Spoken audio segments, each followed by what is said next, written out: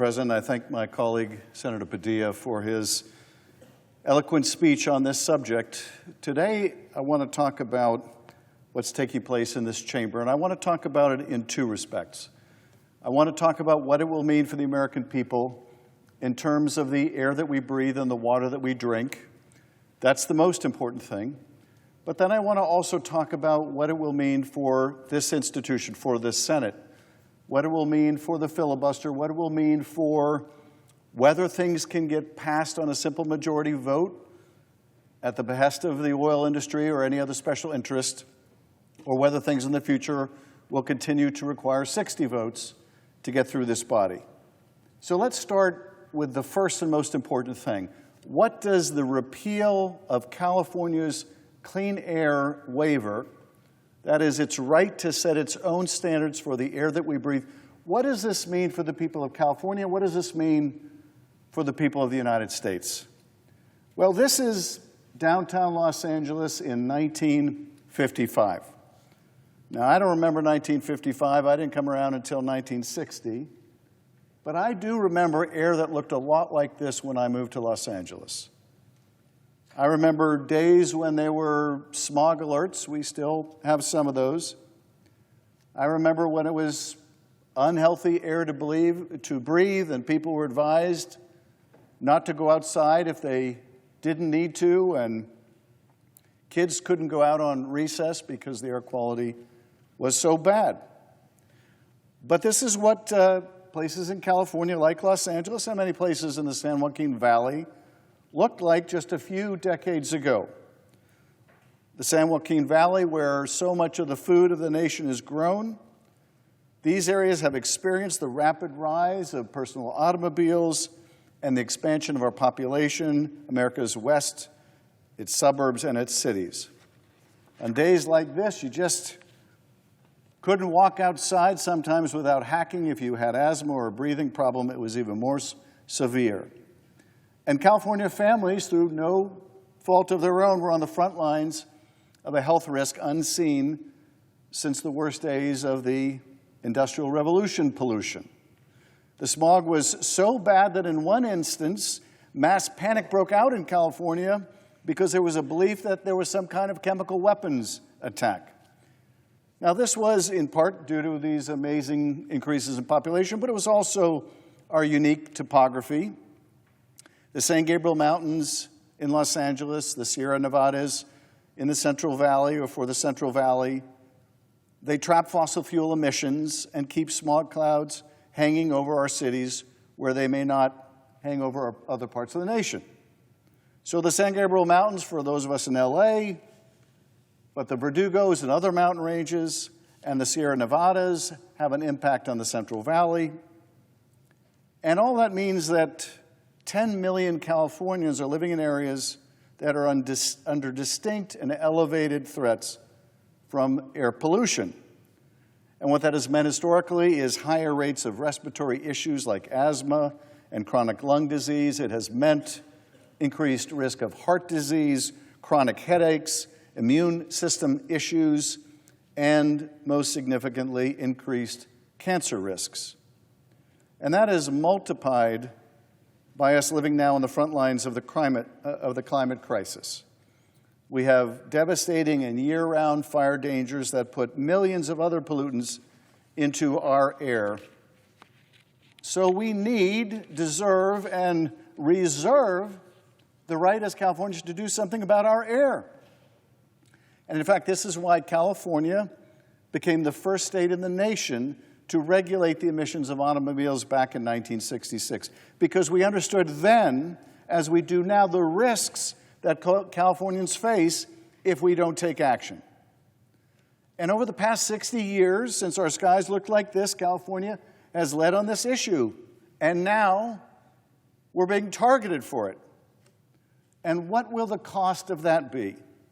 By revoking California's right to protect its citizens from dirty air, we face not just dirtier air, but we also face a sicker society. The American Lung Association projected that our nation's moving to zero-emission vehicles in the next decade would generate more than $1 trillion in public health benefits and save more than 100,000 people from premature death. So this is really the heart of the question for this body, and that is, what's more valuable to us? Is it the unfettered right to pollute the skies and make them look like this? Or do we want to save about $1 trillion in money we would have to spend otherwise on treating asthma and treating lung cancer and treating heart disease that's caused by air like this? That electric vehicle requirement can save more than 100,000 people from premature death. So I guess we have to ask ourselves, how much is life worth? What would it be worth to us to be able to live a few years longer? And I suppose the answer to that question depends on, well, what kind of life is that? What kind of health are we in? But I would say a few more years is worth a lot. It's worth a lot. It's certainly worth more than contributions from the oil industry, to be able to live a little longer, to be able to live a little healthier. And by targeting California, as this effort is doing, which comprises 11% of the nation, and our goal of decarbonizing our transportation sector, we are sowing poison seeds for the future. Seeds that will grow to be more asthma and more sickness and more hospitalizations and more death. That is the bleak but blatant reality of what we are debating here today. If the Republicans go nuclear to repeal California's clean air rules, that is what this will mean. It will mean shorter lives, poorer quality of life, because what we're breathing in the air, and ultimately when they strike down clean water rules, what we're drinking in our water is going to be dirtier, and the American people are going to be more plagued by a whole variety of cancers. Now, I mentioned the term going nuclear. What does that mean? This gets to the second point I want to make today, which is how the Republican majority intends to go about repealing California's ability to set the standards for its own air. That is, how does the Republican majority intend to foist its will on millions of people in other states? How are they determined to overturn states' rights? How are they determined that the federal government should tell a state, no, you can't protect your people from air pollution? Not to that degree you can't, because we answer to a higher authority, and that higher authority is called the oil industry. So how are they going to do it? Because in this body, for better or worse, it generally takes 60 votes to get things done. That is the filibuster. It requires 60 votes. And to repeal California's law, if you were to take that step, it requires 60 votes. Don't just take my word for it. We asked the parliamentarian, who's the expert, does this require 60 votes? Is this subject to the filibuster? And the answer is, yes, it does.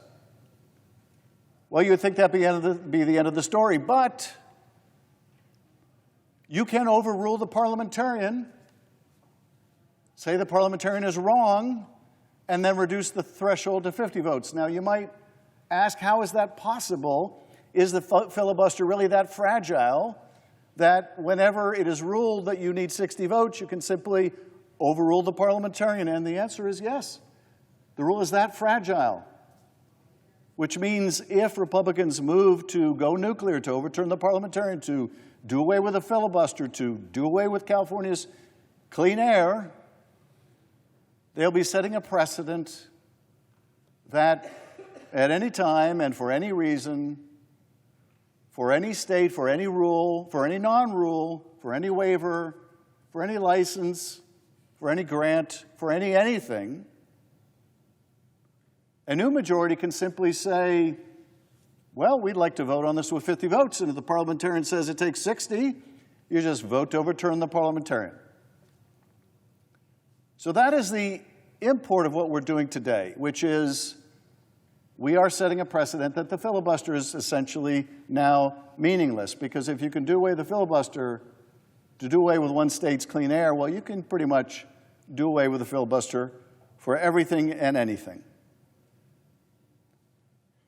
So that is the momentous nature of what's happening today.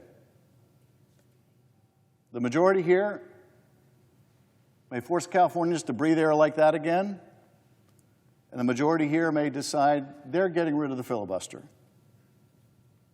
Now, getting back to the underlying merits here, the American Lung Association found that our transition to cleaner air and zero-emission vehicles would result in 13 million fewer lost workdays in the next 10 years. So what does that mean, 13 million? It means 13 million less times that you're so sick you can't go to work. You get 13 million more days of health with these clean air rules. Think about that. 13 million more healthy days for you, the American people, if we achieve our emissions goals. Now, since my swearing in 6 months ago to the Senate, I've had the privilege of visiting communities all over California, talking to Californians who are on the front lines of this. And yes, some are environmental activists, and yes, some work on science and climate issues. But there are others, too. And they are the people who put food in your grocery stores. They're the people who spend so much of their days outside, breathing the only air available to them. They're the people who will be sicker. Some of the people who will be sicker, work less, maybe die earlier if we let the fossil fuel industry win this week. The people who spend hundreds of hours each month on their hands and knees making sure that all the rest of us can have fresh berries and greens and other crops that California puts on your plate. I am, of course, talking about farm workers. I invite any of my colleagues to consider what millions more pounds of smog in our air of the next decade will do to them. And of course, it's not just farm workers. It's all of us. All of us who spend time outdoors. All of us who can't help but be outdoors. All of us are going to be breathing in dirtier air. All of us are going to be suffering more sick days. All of us are going to be plagued by more cancers if we repeal the rules that each state gets to set that has a waiver or wants to join California's healthier air rules. That will be the repercussion. Used to be there was a bipartisan consensus in favor of cleaner air. It wasn't just Democrats. Richard Nixon, who founded the EPA, Pete Wilson, Ronald Reagan, they all understood the importance of the environment and clean air and clean water. They helped California take the environmental movement and make it mainstream. We got pollutants out of our air and out of our water and out of our communities. Where is that party now? Where is the party that helped write the Clean Air Act? Where's the party that says Congress should not meddle in what one state is doing to govern itself?